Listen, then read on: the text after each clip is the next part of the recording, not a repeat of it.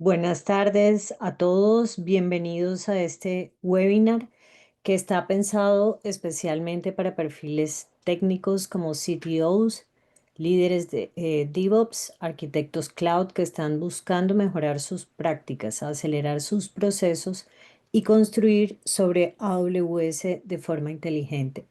Hoy nos acompaña Ricardo González, CTO de Cloudster, quien nos compartirá claves prácticas sobre cómo adoptar estrategias DevOps en AWS que realmente impacten tu negocio. Bienvenidos a todos, bienvenido Ricardo.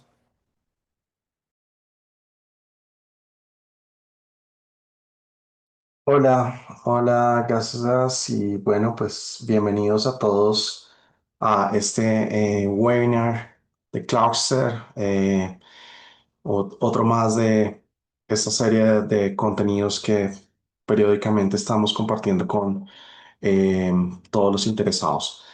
El día de hoy, pues vamos a estar hablando sobre estrategias y prácticas para adoptar DevOps. DevOps es uno de los mecanismos que realmente permite aprovechar el uso de la nube y vamos a ver hoy algunas aproximaciones para hacerlo mucho mejor. Yo soy Ricardo González, soy CTO de Cloudster y mm, eh, pues llevo bastante tiempo trabajando en el área de tecnología, enfocado principalmente en el tema de arquitectura de software y procesos de desarrollo de software, diseño y operaciones de nube. Eh, He tenido pues la fortuna de poder trabajar con muchísimas compañías a lo largo de todo este tiempo. Eh, Más de 900 empresas diferentes en sus proyectos y escenarios de adopción tecnológica, procesos de desarrollo, arquitectura, software, adopción de nube. Y pues como parte de eso, pues hago parte de programas que reconocen esa labor de ayudar a la adopción de la tecnología de diferentes fabricantes, como el programa Regional Director de Microsoft, el programa de MVPs de Microsoft también el programa de AWS Ambassadors, el programa de Black Belt. Y pues a través de estos programas pues se refuerza un poco más el valor que tiene el compartir todos sus conocimientos y esta experiencia con los actuales clientes y con todos los potenciales usuarios de la tecnología, ¿no? En Cloudster llevamos ya varios años trabajando con nuestros clientes en ayudarles a adoptar la nube, consolidar su uso. Hemos tenido el privilegio de poder ejecutar ya más de 750 proyectos en diferentes áreas, cubriendo desde el tema de foco de hoy, DevOps, eh, pasando por migraciones, modernización de aplicaciones, recuperación de desastres, escenarios de trabajo remoto, Gen AI, analítica de datos. Obviamente, la seguridad es un elemento transversal a cualquier solución de nube o on-premise. Y todas estas soluciones y proyectos las abordamos desde una perspectiva de la gobernanza del gobierno de nube, que nos permite ayudar a nuestros clientes a hacer una adopción mucho más estructurada y mucho más organizada. Como, como resultado de pues, todo este trabajo, somos un partner advanced de AWS con varias denominaciones, la especialización en infraestructura como código, que es uno de los pilares de DevOps, especialistas en el Well Architected Framework, que es ese conjunto de buenas prácticas que nos ayudan a diseñar, construir y operar cargas de trabajo en la nube. Invertimos muchísimo en nuestro equipo de trabajo para llevarlos a que sean el equipo más idóneo para trabajar en los proyectos y en la operación de las cargas de trabajo de nuestros clientes, eh, em, pasando por los diferentes escenarios de certificación que provee AWS. El día de hoy, pues, como lo sabemos, vamos a tratar específicamente la práctica de DevOps y ah, yo tengo una impresión muy general sobre DevOps y la realidad de su aplicación, y es que muchos dicen que lo aplican aun cuando no todos lo entienden. Y hoy vamos a aterrizar un poco esos conceptos, a desmitificar lo que significa, lo que significa DevOps, qué no es y cómo podemos, en qué deberíamos enfocarnos para poder adoptarlo de manera más efectiva. Entonces, los invito también a que en la medida que vayamos avanzando, si van teniendo preguntas, las pueden realizar a través de la sección de Q&A y con gusto las estaremos respondiendo, puede ser durante el contenido o al final de la sesión. Entonces, la primera pregunta que uno debería hacerse es ¿por qué quisiera adoptar DevOps? Porque todas las compañías que construyen software como parte de su negocio están ansiosos de implementar la práctica. Y hay muchas motivaciones totalmente válidas, ¿no? La necesidad de entregar valor mucho más rápido, esa es una de las promesas de DevOps. La adopción de esas tendencias tecnológicas que definen la forma de trabajar también. Eh, los retos que se tienen con los procesos manuales y robustos, más significando pesados que robustos, y la resistencia al cambio. Eh, si hay algo que puede definir a la humanidad es a veces la resistencia a los cambios, pero cuando el cambio se da, tiene un impacto bien importante. Pues estos agentes de cambio son muy relevantes en los diferentes escenarios. Ahora, ¿cuáles son las expectativas que tiene una organización cuando decide empezar a adaptar DevOps?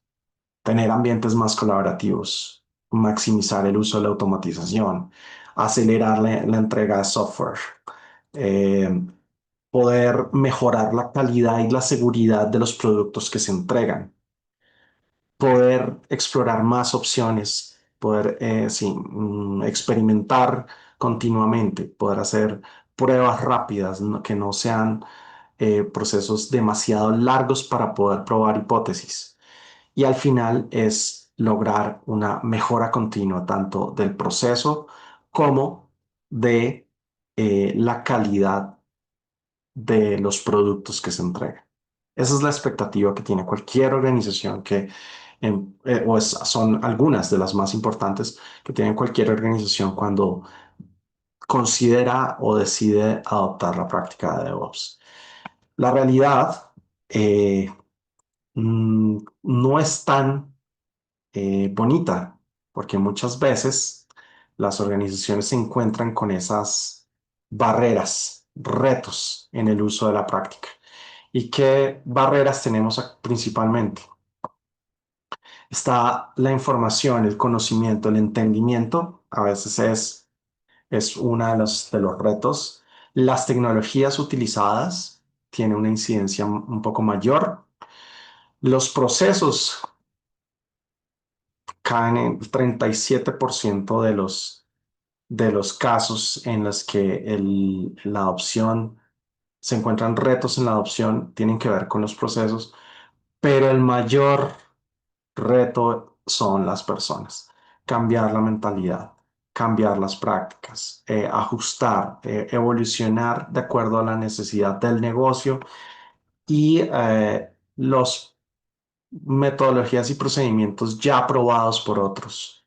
que sabemos que ya funcionan. Entonces, esto es uno de las estadísticas que generalmente son más chocantes porque, como le decía al comienzo, todos creen que lo aplican, pero pues a veces ni se tiene claro en qué consiste. Y pueden encontrar todas estas estadísticas y un estudio bien interesante en Gartner, en la ciencia decodificada de DevOps. Y es muy interesante la realidad que se ve. Empecemos por entender qué no es DevOps. DevOps no es una persona.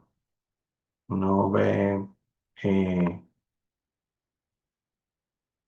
que en muchas organizaciones existe el rol, el DevOps, ¿no? Y DevOps no es exactamente una persona. Una persona que participa en esa práctica puede asumir y realizar actividades relacionadas a la práctica, pero no podemos esperar que una persona únicamente o un rol en general cumpla con todas las actividades de un proceso relacionado a DevOps. Tampoco es una tecnología particular, no porque use algún servicio de, no sé, integración continua o de pruebas automáticas significa que estoy usando DevOps. Usar un repositorio versionado no significa que tenga una práctica de DevOps. Entonces, la tecnología en sí no define que estoy usando, teniendo una práctica real de DevOps. No se trata simplemente de automatizar. ¿No? Es un cambio cultural, de mindset, de los procesos y cómo se soportan los mismos. Y tampoco es una metodología que se use de forma aislada. Esto funciona en la medida en que otros procesos organizacionales se alineen a la forma más ágil de trabajar. DevOps lo podemos ver gráficamente con su estructura general, el ciclo virtuoso, el ciclo infinito de planeación, codificación, construcción, pruebas, entrega, despliegue, operación y monitoreo. Y fíjense que aquí unimos esas actividades que tienen que ver generalmente con los procesos de desarrollo y los procesos de operación, ¿cierto? Entonces pensemos por qué no es una sola persona, porque si una persona no puede planear, codificar, construir, probar, entregar, desplegar, operar y monitorear 7 por 24, simplemente, o sea, no es viable, o sea, es entendible que de pronto en una startup iniciando el technical founder tenga que hacer de todo, pero no quiere decir que eh, lo pueda hacer a cabalidad y que funcione realmente, ¿no? O sea, es demasiado demandante como para pensar que una persona puede cubrir todo esto. Y aún más cuando hablamos de el ciclo de DevSecOps, en el cual integramos muchas más prácticas adicionales. Voy a ajustar aquí cómo se está viendo porque creo que no se ve muy bien. Acá se ve mejor. Entonces, vemos que en cada una de las etapas del proceso del flujo de DevSecOps, vamos a encontrar cómo, de DevOps, cómo se integra la seguridad como parte de cuando hablamos de DevSecOps. Entonces, con la planeación estamos haciendo un análisis de amenazas, con la codificación debemos aplicar prácticas de codificación segura, de reviews de seguridad. En los procesos de compilación tenemos el análisis estático de código. En las pruebas empezamos también a ejecutar el análisis dinámico de código, pruebas de penetración. Para poder entregar el software, consideramos el uso de firmas digitales, transferencia segura entre los ambientes de construcción y despliegue, configuración segura de los ambientes, escaneos de seguridad sobre dichos ambientes.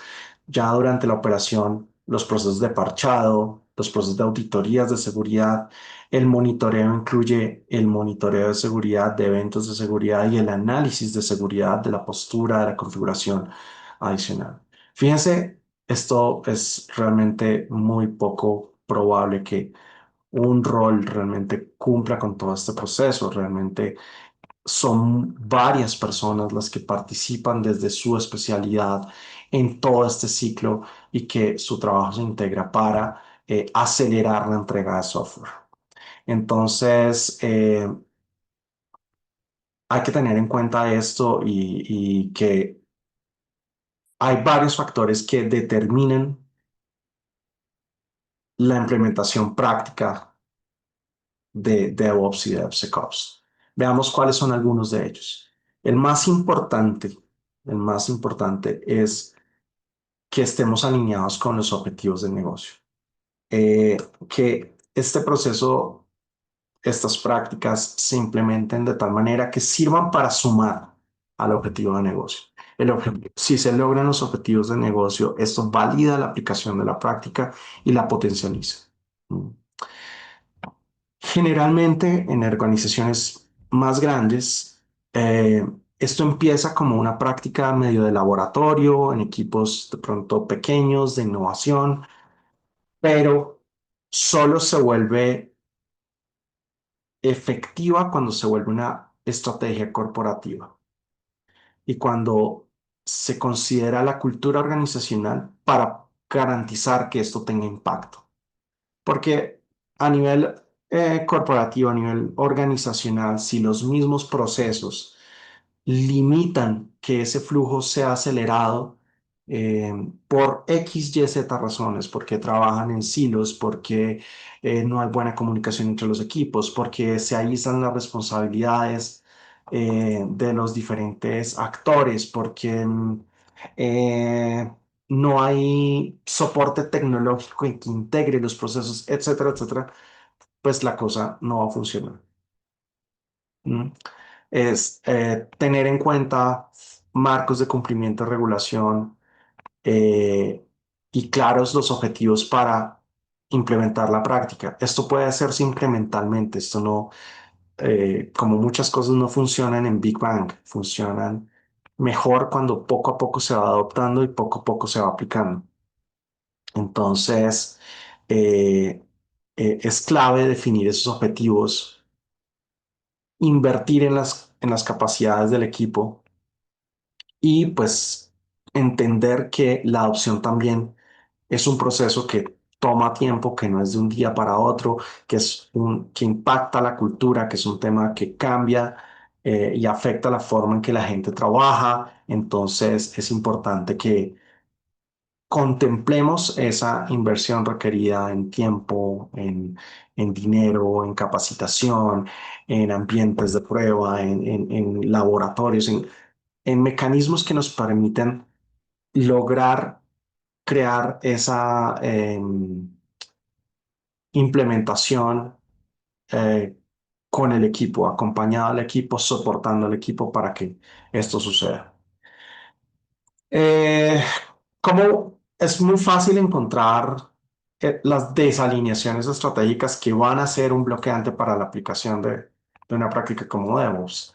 Ejemplos, una startup que está enfocada en el entorno B2B y Enterprise, pero que internamente no tengan una práctica en torno a seguridad y cumplimiento. Posiblemente los entornos B2B Enterprise tienen un ingrediente importante de seguridad y cumplimiento, dependiendo de la industria en la que estamos. En la industria de pagos, PCI, en la industria de salud, HIPAA, en varias industrias transversales, NIST. Entonces, entender los marcos de cumplimiento, entender y entrenar al equipo internamente en esos temas es clave para que eh, una estrategia de DevOps pueda funcionar de manera efectiva. Ahora, empresas de desarrollo de software que no están enfocadas en la productividad, sino es poner gente ahí y músculo y más gente pensando que esto pues es la forma de acelerar el proceso y sin enfoque en la calidad, sin enfoque en el diseño para reutilización, sin enfoque en la seguridad, muy probablemente empezar a adoptar prácticas de DevOps va a verlo como un problema un bloqueante y no como un habilitador, porque no está alineado con lo que busca también la práctica. Otro ejemplo, una startup con foco B2C en el mercado, en un mercado objetivo regional o global, sin entender los requerimientos particulares de cada mercado, sin tener una aproximación para poder personalizar su software en diferentes regiones, ¿cierto? Las grandes aplicaciones que funcionan de manera global tienen que adaptarse a las diferentes geografías. Un Uber eh, funciona totalmente acotado a la geografía donde lo estás usando. Así tu cuenta sea un país, estés en otro país, empiezas en el otro, en donde estás en ese momento, el comportamiento de la aplicación se da acorde a esa geografía, acorde a los impuestos locales, acorde a las tarifas locales, la moneda local, ese tipo de cosas. Entonces, si quisiéramos adoptar en una organización esta práctica sin alinear estratégicamente esos objetivos, pues es muy difícil. Una empresa que consume, consume servicios a través de otros proveedores de tecnología, que no tiene in-house su práctica de desarrollo de construcción, que todo lo contrata por terceros, pero si no tiene definiciones claras sobre lo que espera de esos terceros en términos de su proceso, de su entregable, de su ciclo, de los umbrales de calidad, de los marcos de cumplimiento, de la práctica en general para recibir ese software de esos proveedores, pues también va a tener problemas adaptándolo. Entonces, entender eso, poder alinear esos objetivos, van a ser los primeros y más importantes habilitadores para aplicar. Ahora, ¿qué se puede hacer para mejorar la práctica o implementar la práctica desde el día uno? Esa es una pregunta muy común, no es infrecuente. Eh, Como les decía, muchos aplican algunas prácticas, algunas partes, pero eh, no realmente una práctica de DevOps, de todo el ciclo, sacándole provecho a todo el ciclo que plantea. Entonces, aquí aplica el ciclo de mejoramiento tradicional que aplica en la innovación y es empezar con evaluar, planear mejoras e implementar. ¿Sí? ¿Cómo podemos evaluar, o sea, cómo funciona esto, como cualquier ciclo de mejoramiento? ¿En qué punto estamos? ¿En qué deberíamos enfocarnos para mejorar, implementar esas mejoras y volver a evaluar? Y esto iterativamente. No es necesario hacer todo al mismo tiempo. Y de hecho, a veces funcionan mejor esos pequeños wins, esas pequeñas ganancias, que pretender esperar a que todo esté listo para poder empezar o para poder decir que se aplica. Son realmente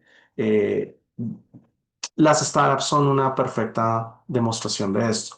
Los productos empiezan con unas versiones más sencillas, más simples, pero se entregan y se pueden evaluar y se pueden mejorar iterativamente.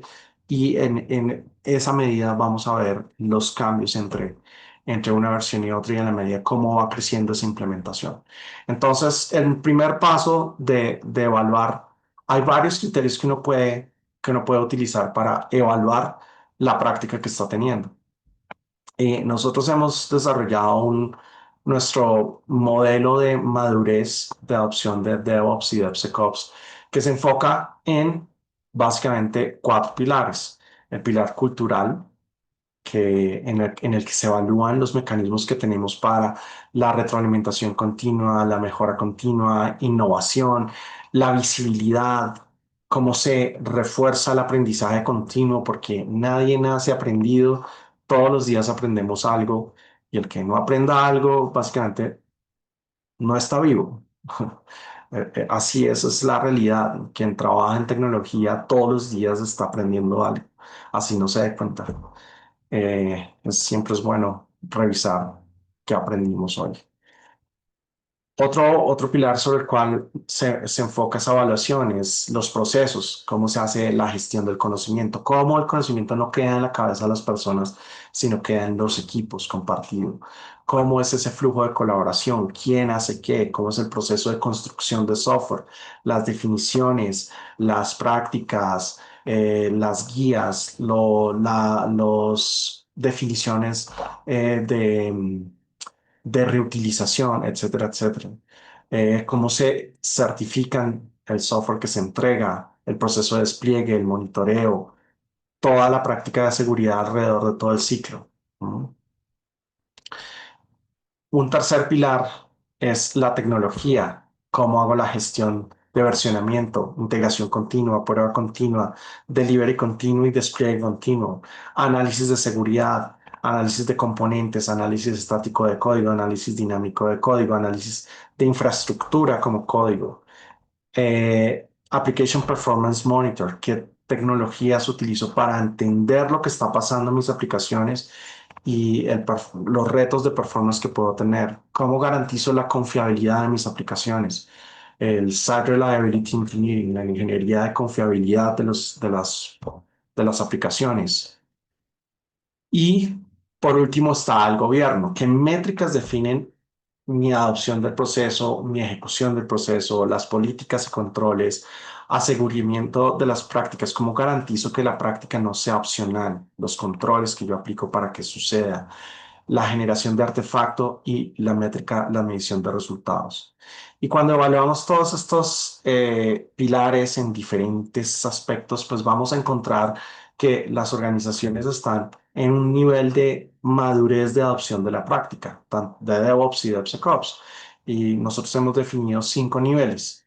El nivel uno, que es la menor adopción, hasta el nivel 5 de mayor adopción, en los cuales vamos viendo cómo cambia en términos de cultura, proceso, tecnología y gobierno las prácticas que se aplican, ¿no? Entonces, desde la perspectiva de cultura, cuando estamos en un nivel uno, tenemos equipos en silos, mala comunicación, no se puede innovar, desconexión con el negocio. ¿Sí?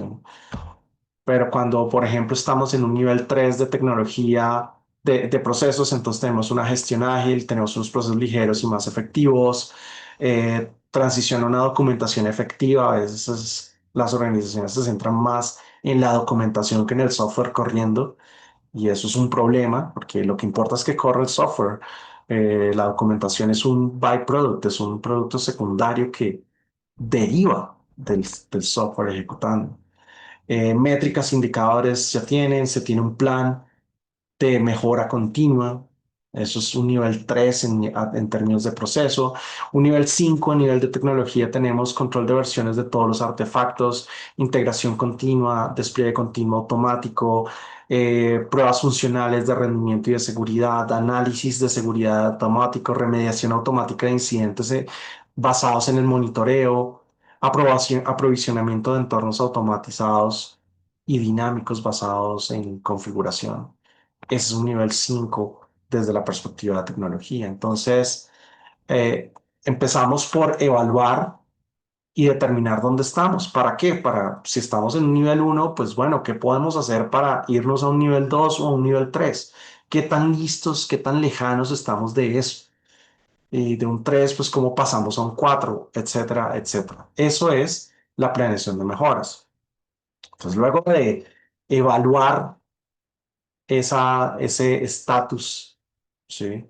Aquí tenemos un escenario de ejemplo de un análisis con un cliente, en el cual su proceso de planeación tiene 2.9, su práctica de código un valor muy bajito, 1.17, digamos, no tener repositorios, no tener estándares de codificación, no tener repositorios de artefactos utilizables, ni arquitectura de librerías, de componentes, etcétera. Integración continua, también no tenían básicamente nada. Pruebas, muy bajito. Despliegue continuo, sí tenían un mecanismo de despliegue más avanzado. Monitoreo, más o menos. Y operaciones, pues esto era lo que mejor les iba y era básicamente porque nosotros Cloudster proveía en ese momento servicios administrados para operar su carga de trabajo. Y eso pues fue lo que permitió subir este score. Entonces, allí, pues teniendo una situación como esta, pues lo que algunos de los resultados que salen de allí incluyen esto, por ejemplo, en el código 1.17 a nivel cuantitativo, el equipo no tiene una herramienta para la gestión de código fuente, manejan repositorios de archivos, solo manejan Bitbucket para proyectos nuevos por parte de un miembro del equipo. Esto, pues claramente no es una práctica generalizada, es algo que alguien que entiende la importancia del versionamiento de código utiliza un repositorio, pero los otros 15 no lo hacen.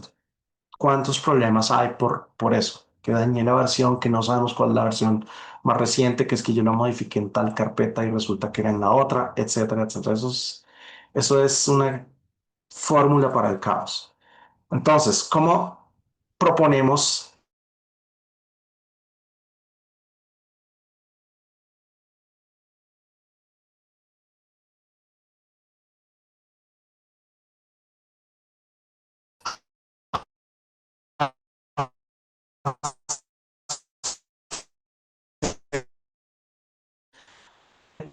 una herramienta para gestión de campo? Casi datos aleatorios, la aplicación que quieras. En un flujo de conjunto de equipo, técnicas de versionamiento de los componentes de software. Con eso ya por 1.17 a 2.5. Al parecer estamos presentando inconvenientes con la señal de Ricardo. Démosle unos minutos para ver si podemos solucionar. Muchas gracias.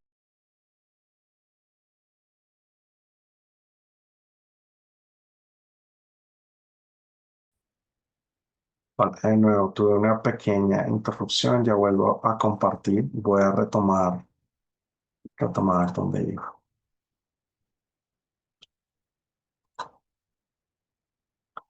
Bien, entonces,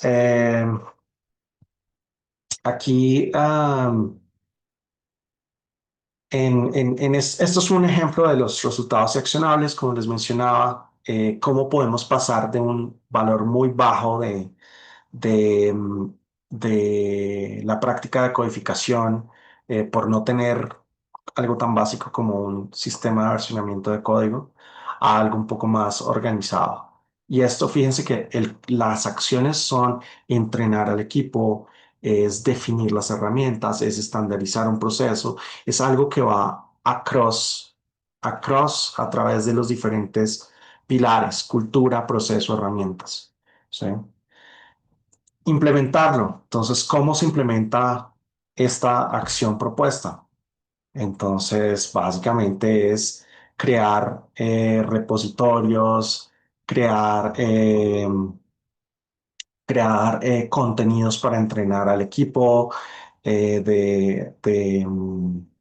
al equipo de desarrollo y verificar que efectivamente están haciendo la implementación del proceso en las herramientas, repositorios y con la práctica que se entrena. ¿Sí?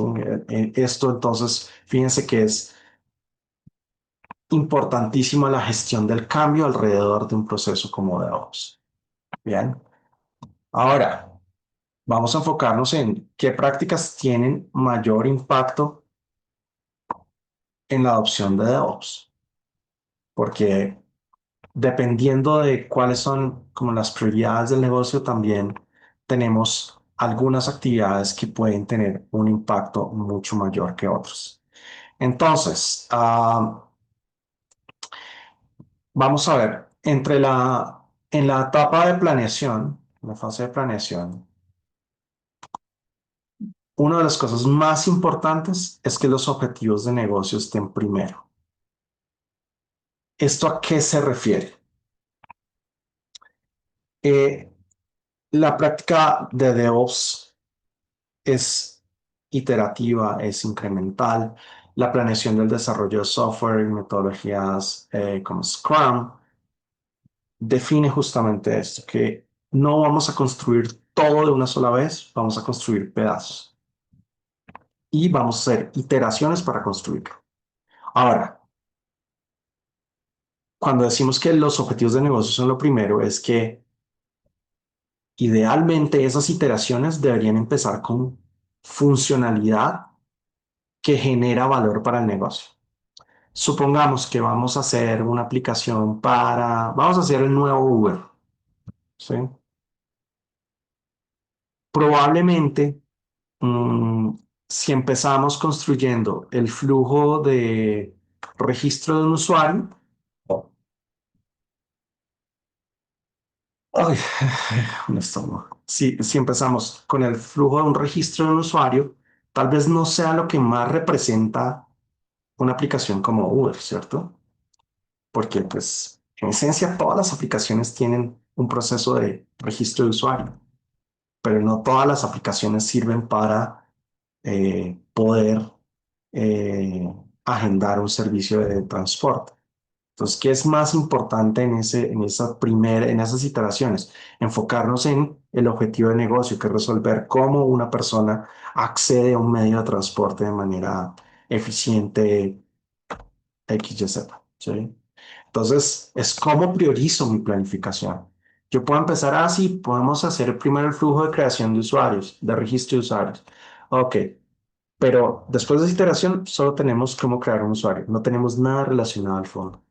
Una segunda iteración, sí, podemos tener el flujo de registrar los conductores. Ok, tenemos usuarios conductores, pero no tenemos nada de la aplicación aún. Y ya dos iteraciones. Tercera iteración, el mecanismo de pago. Ok, vamos a registrar el medio de pago. Oh, ok, y todavía no tenemos nada de cómo se busca un conductor y cómo se agenda ese viaje, ¿no? Entonces, generalmente, cuando los equipos no priorizan el objetivo de negocio, esto empieza a evidenciarse como un problema y el negocio va a ver que esto no está funcionando como esperaban, no se está entregando el valor tan rápidamente. ¿Qué tal si empezamos, por ejemplo, con el flujo core, que es agendar un viaje, y ponemos datos fake mientras tanto de lo que es el usuario y lo que es el conductor? O sea, los ponemos ya en el repositorio de datos, pero todavía no tenemos cómo registrarlos, pero ya sabemos que son entidades importantes dentro del proceso de negocio. Y nos enfocamos es en el core. Pues en la primera versión, en el primer prototipo, en la primera iteración, vamos a tener algo que está funcional, totalmente relacionado con el negocio. Y ahí esos sponsors del negocio van a ver resultados y van a querer seguir empujando la práctica. ¿Sí? Eso es importantísimo. Pensar primero en el objetivo de negocio que en todos los colaterales. Segundo, en la fase de codificación, utilizar frameworks de desarrollo. No hay que construir de cero todo, ¿sí? Eso está orientado a la productividad. Hay muchos frameworks hoy en día que simplifican, que ya tienen implementados gran parte de los elementos fundamentales de las aplicaciones, ya sea en el backend, ya sea en el frontend, sea el frontend web, sea un frontend de aplicaciones móviles, etcétera, etcétera. Es importante utilizar frameworks de desarrollo. Hoy en día, la realidad es que el desarrollo de código es una de las actividades que más se está impactando por la inteligencia artificial generativa y es importantísimo poderla adoptar dentro de nuestro flujo. Gestión de código fuente, análisis estático de seguridad, de análisis estático de código, son aspectos importantísimos que ayudan a visibilizar potenciales problemas de seguridad muy temprano. Entonces, eh, de cada fase, pues hay cosas que generan mucho más valor que otras. Entonces vamos a ver una pequeña demo de el desarrollo asistido por GenAI para que se hagan una idea de lo que se puede hacer, ¿no? Entonces, voy a compartir aquí mi pantalla, otra pantalla. Am,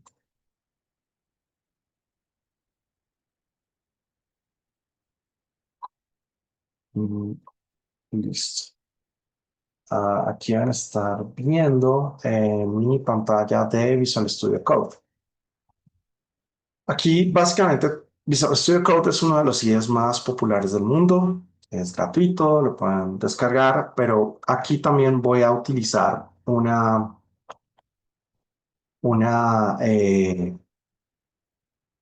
herramienta bien interesante que es Amazon Q, Amazon Q Developer, el cual tiene una extensión que se instala aquí en Visual Studio Code y me permite pues trabajar en actividades de desarrollo de manera más efectiva.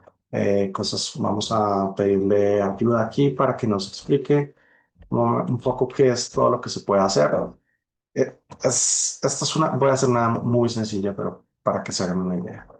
¿Qué podemos hacer con Amazon Q? Responder preguntas sobre AWS, sobre programación en general, depurar y arreglar código, escribir código de pruebas unitarias, refactorizar. Eh, Tiene algunas limitaciones actuales por ejemplo, no responder preguntas diferentes al inglés. Eh, no, no recuerda conversaciones previas, pero pues es un tema de la implementación actual. Entonces, vamos a pedirle aquí a este asistente QDeveloper que nos ayude a crear una, un simple script para procesar un archivo CSV. Entonces, voy a decir por acá en consola de contexto, de prompt, le voy a decir, create a Python script um, to process a CSV file. Le voy a decir, el archivo tiene tres columnas. The file has name, last name, and email columns. Um, the script should perform the following steps. Entonces le estoy diciendo, creo un script de Python para procesar un archivo separado por comas. El archivo tiene las columnas nombre, apellido y correo. El script debe realizar los siguientes pasos aquí. Listo, entonces, primero, leer todas las filas del archivo. All the rows from the file. Ahora, lo siguiente que vamos a hacer es organizarlo. Sort the, sort the items ascending by name. Es decir, organícelas por nombre y escriba un archivo de salida, an output file with the same structure. O sea, escriba un archivo de salida con la misma estructura, pero con formato JSON. Voy a pedir también que escriba, create un bad script to run Python script. Um, y le voy a decir que que reciba los parámetros del nombre del archivo de entrada y el nombre de salida, del archivo de salida. Receives the names of the input and output files as parameters.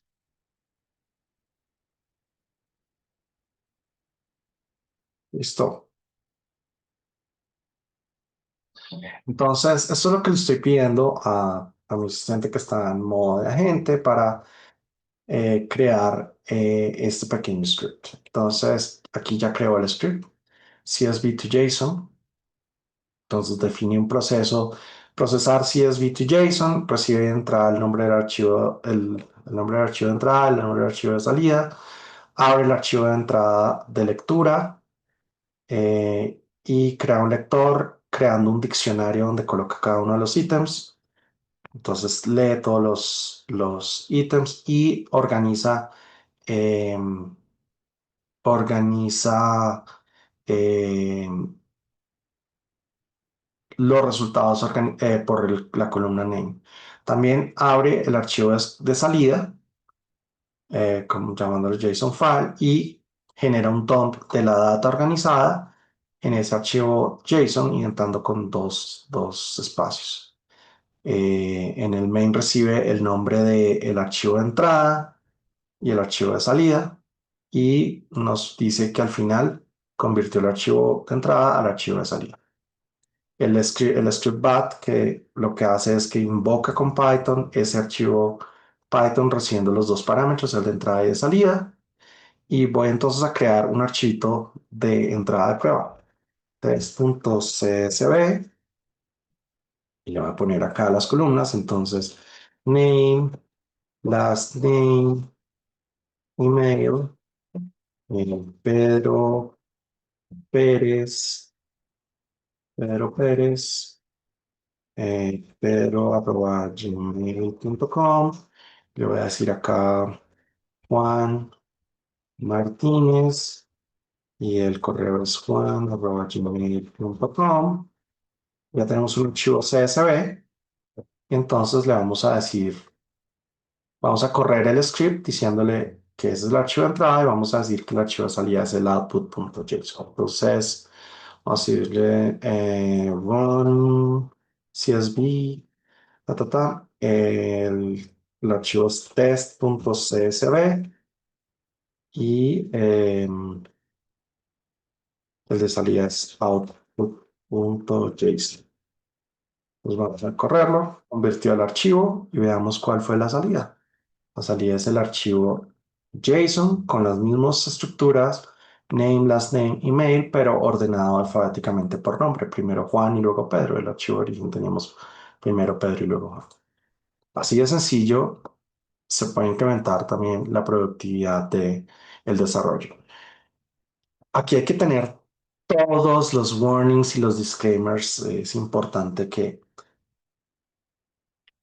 no hay garantía de que el código funcione bien. O sea, esto no es que alguien solo coloque prompts y el código quedó perfecto. Eso no necesariamente funciona así. Los modelos alucinan, los modelos a veces tienen errores. No, o sea, es necesario configurar, parametrizar, definir todas las... Hay mucho trabajo que hacer para que esto se pueda utilizar de manera efectiva sobre todo en ambientes empresariales y en ambientes donde ya tenemos, por ejemplo, unas prácticas, unas eh, formas de trabajar, unas librerías existentes que sirven como herramientas de productividad. Entonces, es importante entender que esta demo muestra cómo es de fácil, pero no significa que esto es escribir dos prompts y ya quedó el software, ¿no? Importantísimo esto, pero nos da una idea de todo lo que se puede hacer. Voy a volver a la presentación y, y continuamos. Ahora, ¿cuál es la siguiente práctica que normalmente tiene mucho impacto cuando se adopta DevOps y DevSecOps en el proceso de build? La integración continua. La integración continua es súper importante. ¿Qué es la integración continua? Es garantizar que cada vez que yo hago un cambio en el código y lo integro a los repositorios, se dispare un proceso de compilación e idealmente de pruebas al menos unitarias que verifiquen que el código que yo acabo de ingresar al repositorio compila y funciona como se espera. Para eso son las pruebas unitarias, ¿no? Muchos equipos dicen, no, es que eso es muy lento, es que eso reduce mi productividad. Yo prefiero seguir compilando localmente y probando localmente. ¿Qué sucede? Que se hace inconsistente. Uno no trabaja solo en un equipo. Eh, las células de trabajo normalmente son que pueden ir de 3 hasta 15 personas trabajando sobre el mismo componente y cualquiera que no integre sus cambios y verifique que sus cambios no rompen la base de código, pues puede infectar a los demás fácilmente. Entonces, es una de las prácticas más importantes. Integración continua, incluyendo las pruebas unitarias. Los análisis de dependencias y análisis de seguridad estáticos. Revisan la sintaxis del código, que se estén haciendo las validaciones necesarias para los valores de entrada, para los parámetros, que no se utilicen librerías con vulnerabilidades, etcétera, etcétera. Esto ayuda a poner un baseline de seguridad y de calidad mucho más alto. ¿Sí? En la etapa de pruebas, pruebas automáticas como pruebas unitarias que los mencionaba ahorita y las pruebas de integración. Es decir, cuando obviamente el software tiene múltiples componentes, cuando yo integro esos diferentes componentes, esas son esas pruebas de integración, como la dependencia de un componente con otro no se rompe y se garantiza que todo lo que estoy adicionando al código efectivamente funciona bien de manera integrada. Eso me ayuda a mejorar la calidad y la productividad. Otra práctica que tiene un impacto importantísimo, los releases, la entrega, en la parte de entrega. ¿Cómo puedo yo hacer delivery continuo? Delivery es dejar el componente listo para ser instalado. Eso es delivery continuo. Otra cosa diferente es el deployment continuo, el despliegue continuo, que no es dejarlo listo para instalar, sino ir a desplegarlo.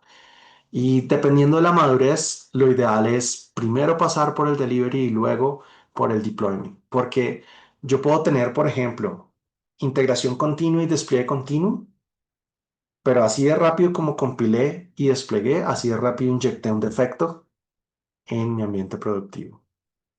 Entonces, por eso es tan importante las pruebas automáticas, las pruebas unitarias. Esto acelera todo, para bien o para mal. Entonces, la prudencia nunca sobra. Los gates de seguridad, los gates de calidad, los filtros que garanticen que lo que llega a un ambiente productivo, un ambiente de pruebas, digamos, más sofisticado, eh, sea algo que ya cumple con una base mínima de tanto de seguridad como de calidad. Las pruebas de runtime, y es que yo pueda, una vez desplegado ese código, probar que efectivamente funciona como espero, ¿sí? Automáticamente. La infraestructura como código. La infraestructura como código son tecnologías que nos permiten desplegar no solo el código, sino los recursos y servicios y la infraestructura en general en donde va a correr el código que nosotros construimos. Y esto nos permite incluso tener ambientes efímeros que se construyen y se destruyen en la medida en que se requieren, etcétera, etcétera. Ahora, el análisis dinámico de códigos de seguridad.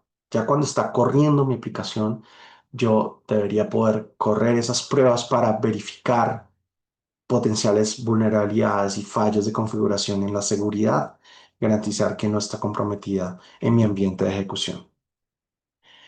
En el deployment, Entonces, la práctica de deployment continuo, como les decía, da mucho valor porque no necesito procesos, no necesito parar, no necesito crear ventanas, no necesito eh, hacer procesos complejos de despliegue porque lo puedo hacer automático como parte del proceso. Aquí es importante en la parte de despliegue incluir controles y políticas, controles para las políticas que defino en términos de infraestructura como código, en términos de el código per se, y es tener una estrategia clara de despliegue para prevenir incidentes y para poder volver a una versión anterior sin mucho problema. Entonces, despliegue es como la estrategia Blue-Green o la estrategia de Canaries, que nos permite. El Blue-Green es desplegar todo un nuevo ambiente con la nueva versión y empezar a mandar los usuarios a ese nuevo ambiente. Si vemos que falla, podemos devolvernos al ambiente anterior porque no lo hemos borrado, no lo hemos reescrito tampoco. Entonces, ese Blue-Green nos permite devolvernos a hacer el rollback con toda tranquilidad eh, en cualquier despliegue que hagamos. Y el canary es que no hago el despliegue en toda mi infraestructura, sino parciales. Entonces, si tengo 10 servidores que atienden a los usuarios, entonces empiezo a desplegar en uno primero y empiezo a evaluar cómo se comporta el tráfico que llegó a ese servidor y si la cosa funciona bien, pues voy extendiendo a más servidores hasta reemplazar completamente la versión en todos los servidores. Entonces, eso son prácticas que ayudan a que el valor de DevOps se vea mucho más rápido, porque voy a reducir mis incidentes, reducir los problemas que tengo en esos pasos manuales a producción. Eso es importantísimo. En la parte de operaciones, cosas que a veces muchos equipos olvidan. La gestión de log, el poder tener logs de qué es lo que pasa, que nos permita ver qué sucedió y poder repetir o investigar también el comportamiento de las aplicaciones. Las operaciones como código, para poderlas hacer consistente. ¿Qué significa operaciones como código? Que yo no simplemente me vaya a la consola a dar clic para hacer cualquier cambio, sino que esas operaciones se definen como scripts o como plantillas de tecnología como infraestructura como código, scripts como los CLIs de la nube o servicios y herramientas como Ansible, como Puppet, que nos permiten definir scripts para lo que vayamos a hacer y poderlo repetir su ejecución de manera consistente. Y otro punto, la observabilidad, poder tener claridad de qué es lo que está pasando, monitorear las variables adecuadas, los recursos adecuados que me permitan muy rápidamente saber qué está pasando con mi aplicación. En el monitoreo, acciones por alerta. Una cosa que también uno ve muchísimo en los equipos es que hay alertas para todo, pero no se sabe qué se debe hacer con cada alerta. Entonces, algo que se acostumbraba mucho y se acostumbra mucho en los ambientes on-premise es que tenían muchos alertas en los recursos, alertas de infraestructura sobre los recursos. Cuando llega a 30% del CPU, bueno, ¿qué vamos a hacer cuando llegue a 30%? No, nada, pero pues sabemos que llegó a 30. Ok. Cuando llega a 50, cuando llegue a 70, cuando llegue a 80, cuando llegue a 90. Ok, pero ¿qué vamos a hacer? ¿Necesitamos escalar porque ya se está llegando a cierto umbral? ¿O qué necesitamos hacer? ¿Parar algún proceso porque está consumiéndose la CPU? ¿Qué es lo que toca hacer? Las alertas inaccionables son ruido, ¿sí? Entonces, tener acciones por alerta. La respuesta automática a los eventos y es básicamente cómo conectamos esas alertas con acciones automáticas. Ah, que se nos está llenando el disco duro, entonces ejecutemos una acción para o limpiar el disco de archivos temporales o extender el disco de manera automática. ¿Por qué? Porque está en juego la continuidad del servicio y preferimos garantizar la continuidad del servicio que ahorrarnos 50 centavos por no ampliar automáticamente el disco. ¿Sí? ¿Qué vale más? 20 minutos fuera mientras alguien atiende manualmente una extensión del disco o va y define qué son los archivos que se pueden borrar para recuperar el servidor. Yo creo que vale mucho más mantener el servicio continuamente que lo que pueda costar de pronto una extensión de disco de 50 centavos de dólar, ¿cierto? Ahora, ya la última parte que quería abordar para la adopción de DevOps y es cómo aplico políticas y controles desde el día uno. Dependiendo de las prácticas que yo adopte, yo puedo hacer muchas cosas. Puedo, por ejemplo, si tengo un pipeline para entregar infraestructura como código, poner validaciones, acciones de validación en ese pipeline. Por ejemplo, esto es un pipeline de CloudFormation, la tecnología nativa de AWS para infraestructura como código. Entonces, o si uso CDK, el Cloud Development Kit, que es también una tecnología de infraestructura como código, que puedo pasar esas plantillas y esos scripts por diferentes tecnologías para validar que se cumplan las cosas que esperamos que estén de alguna manera en esas plantillas. Por ejemplo, que garanticemos que los recursos están encriptados, el almacenamiento está encriptado por defecto.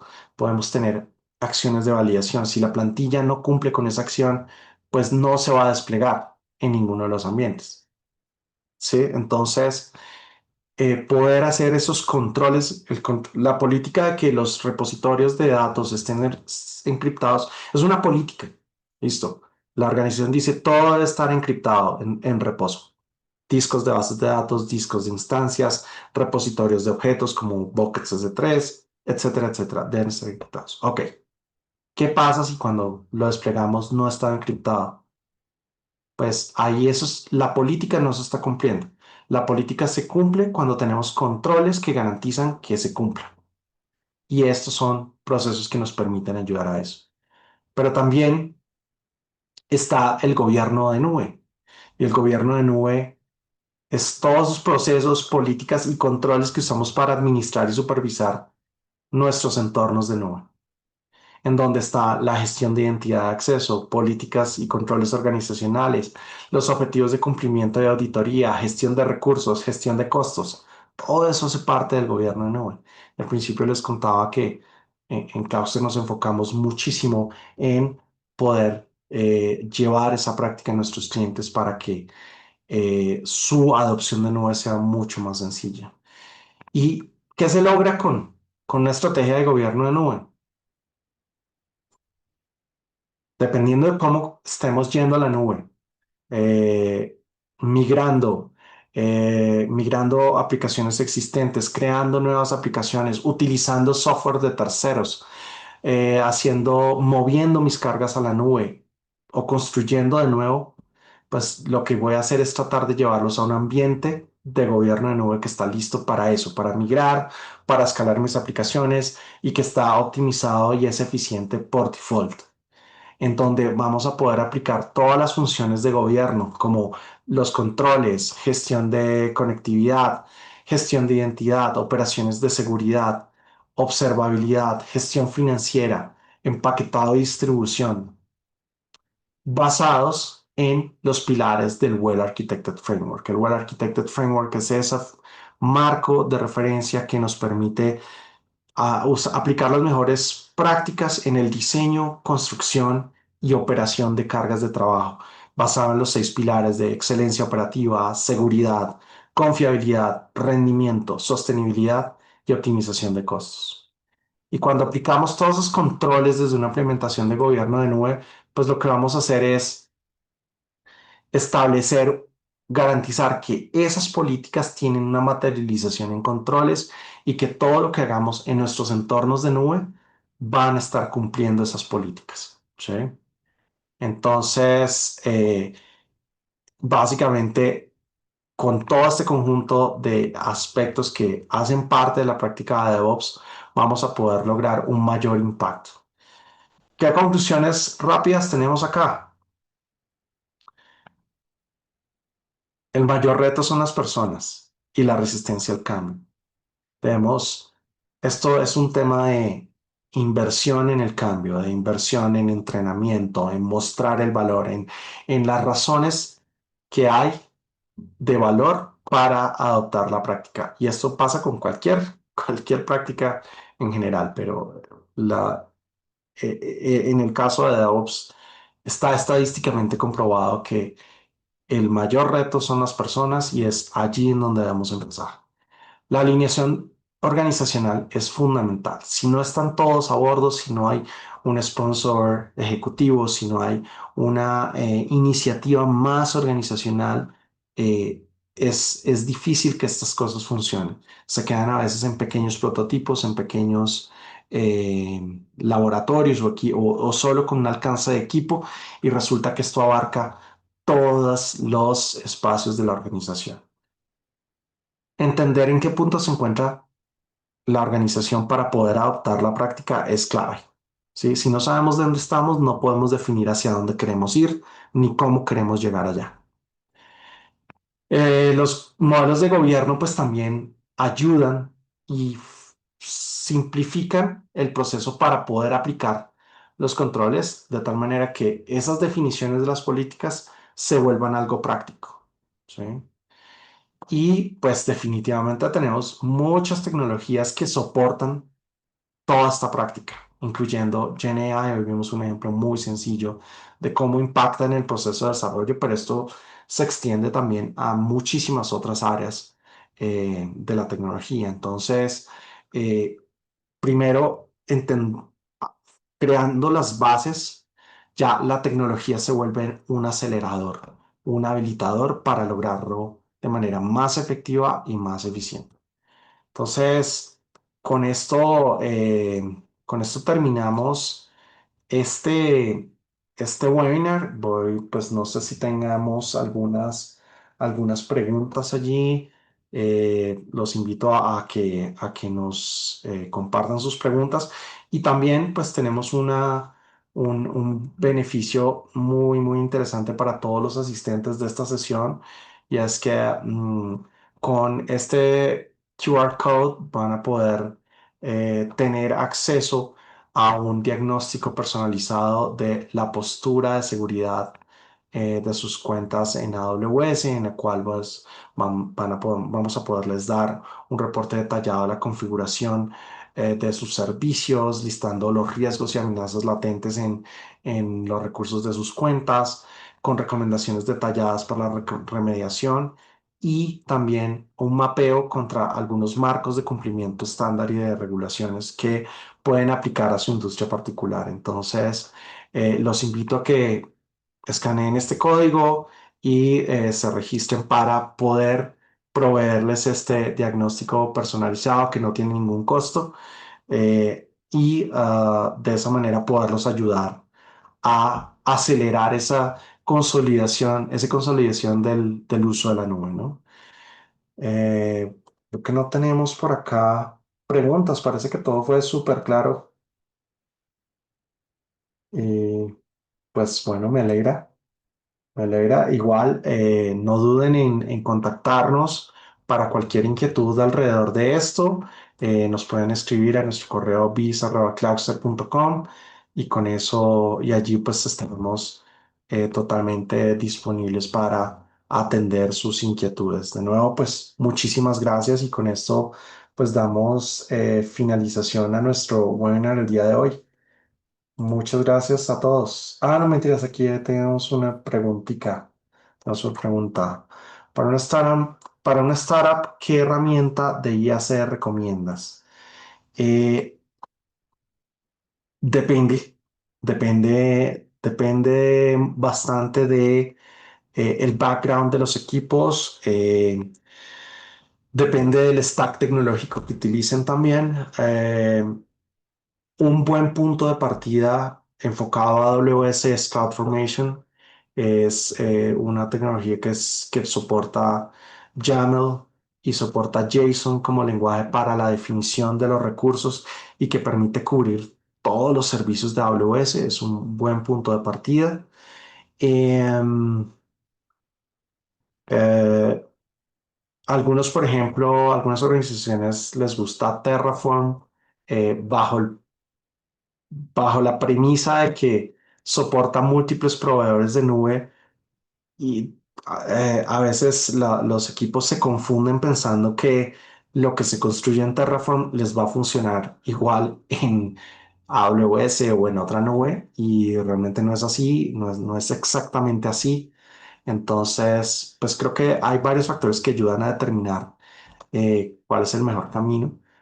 Creo que para un equipo que empieza que está enfocado en el uso de AWS, CloudFormation es un excelente punto de partida. Creo que es, como todo es un proceso incremental para adoptar las tecnologías, sugeriría empezar con CloudFormation.